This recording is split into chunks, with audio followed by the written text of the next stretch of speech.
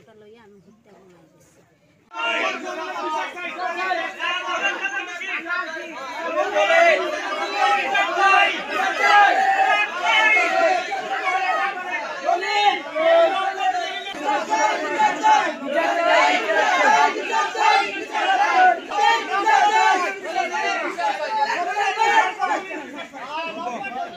আজকের যে নিউজটা আমার উকিল মেয়ের সাথে পূর্বে অনেক প্রায় 3টা ঘটনা, পূর্বে 2টা ঘটনা মাটি দেওয়া হয়েছে, আর এই ঘটনাটা মাটি দেওয়া হয়েছে না বিধায় আজকে সমাজবাসী দেশবাসী শুনছে।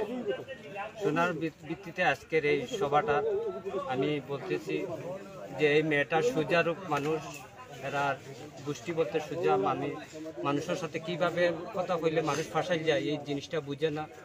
এই মেয়েটার একটা লাইফ আছে, আর এই মেয়েটার একটা ভবিষ্যৎ আছে। এই মেয়ের কি হয়েছে, কে কি করছে সেটা বলেন। তার শাশা শ্বশুর জলিল দর্শন করিয়া একে 3টা ঘটনা হয়েছে। আগে 2টা ঘটনা মাটি হয়েছে। কি ঘটনা মাটি হইল? ওই যে 2টা সন্তান ফালানি হয়েছে। এবার শোন, এবার 3টা ঘটনা হয়েছে। এই যে দোষীকারী যে জলিল, এটি পূর্বে আরো তার মনে হয় আরো 6-7টা ঘটনা আছে। আমরা 2-3টা ঘটনার প্রমাণ আমরা সালিশ বোর্ডের মাধ্যমে আছে, আপনারা কাগজপাতি আছে, আপনারা পাইবেন। আর আমি চাই এই মেয়ের পক্ষ থেকে আমি এটা কইতেছি যে এই দোষীকারী বিচারটা এমন বিচারটা হইতো যে আর দেশও মা বোন জানি এইরকম আর নির্যাতন যেভাবে না হয়, এইভাবে আমি এই মিডিয়ার গেছে, এই দেশের গেছে, এই সমাজের গেছে আমি বিচারটা চাই। আমার এই মেয়ের পক্ষই আমি উকিল হয়েছি। আমি বাংলা টিভি সমাচার সাংবাদিকদের ভাইদেরকে আমি আমার পক্ষ থেকে ধন্যবাদ জানাচ্ছি। আজকে আমাদের জলদাগর ইউনিয়নের 3 নম্বর ওয়ার্ড, আমি সাবেক মেম্বার মোহাম্মদ ফারুক মিয়া, আজকে যে আব্দুল জলিল যে একটা কুকর্ম করেছে, সে ইতিপূর্বেও আমার মেম্বারে আমাদের 2টা ঘটনা করেছিল, এবং আজকে যে ঘটনা হয়েছে মোহাম্মদ আব্দুল কুদ্দুসের 2য় নম্বর ছেলে সাজু আহমদের স্ত্রীর সাথে তাদের সম্পর্কে চাচা শ্বশুর এবং ভাতিজা বউ হয়। তো আমরা মেয়ের জবানবন্দিতে শুনছি যে তার নাকি জোরপূর্বক দর্শন করেছে এবং পূর্বে 2টা সন্তান নষ্ট করেছে, এবং ইতিমধ্যে যেটা আছে তার অন্তঃসত্ত্বা 8 মাস প্রায় আমরা মজলিস থেকে শুনতে পারলাম।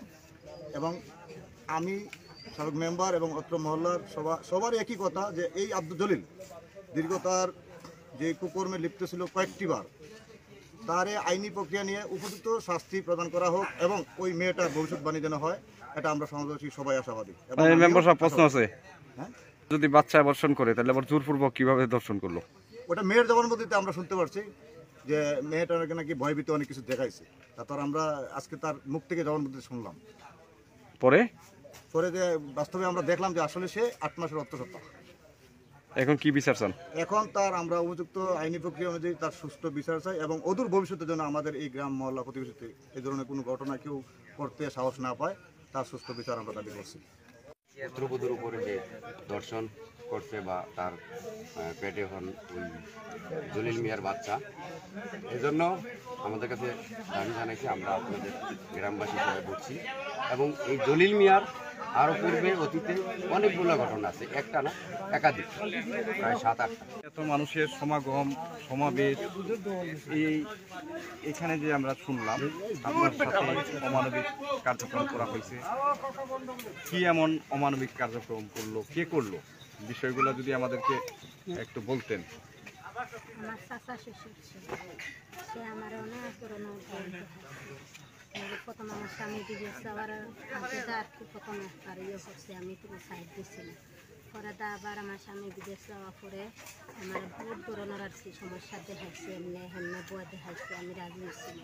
পরে একদিন রাত করে আমার শ্বশুর শাশুড়ি তাকে আমরা 2 বাড়ি নতুন বাড়ি দেখা, শ্বশুর শাশুড়ি আর পুরান বাড়ি আমরা থাকি।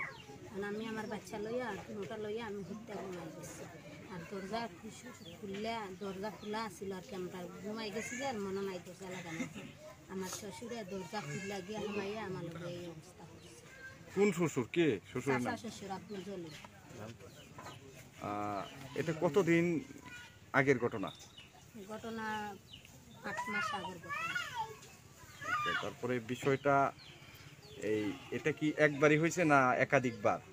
জি না, 3বার হয়েছে। তো বিষয়টা আপনি এলাকার আপনার শ্বশুর শাশুড়ি কাউকে জানান নাই? যিনি আমার কইছেন যদি জানাইতে আমার এমনি বই দেখাইছেন আমার মাথার তাবিজ দিয়ে মাথা নষ্ট করে আপনি দিচ্ছে তাবিজ করে আমার মাথা নষ্ট করে না, তাবিজ তো এটা আসলে কুসংস্কার, তাবিজের বিষয়টা না। এই যে আপনার সাথে এই যে ধর্ষণের ঘটনা ঘটাইলো আপনার চাচা শ্বশুর, কিন্তু যেন নাম বললেন, আব্দুল জলিল। এই বিষয়টা নিয়ে এলাকার কাউকে আর আপনি জানান নাই? জি না, এখন আপনার স্বামী বিদেশ কতদিন হলো? 2.5 বছর। এই স্বামীকে জানাইছিলেন বিষয়গুলা? জি না, এখন কি আপনি ওই যে আমরা শুনেছি যে আপনি 8 মাসের অন্তঃসত্ত্বা, বিষয়টা সঠিক কিনা যদি? জি না। এটা কোনো মেডিকেল রিপোর্ট আছে আপনার কাছে? অনেক করে কিছু আমার কাছে নাই, এটা আছে। এটা না, ওইটা আমি যে ওইখানে কাট যে আমি 8 মাসের অন্তঃসত্ত্বা, জি। ও কথাটা আপনার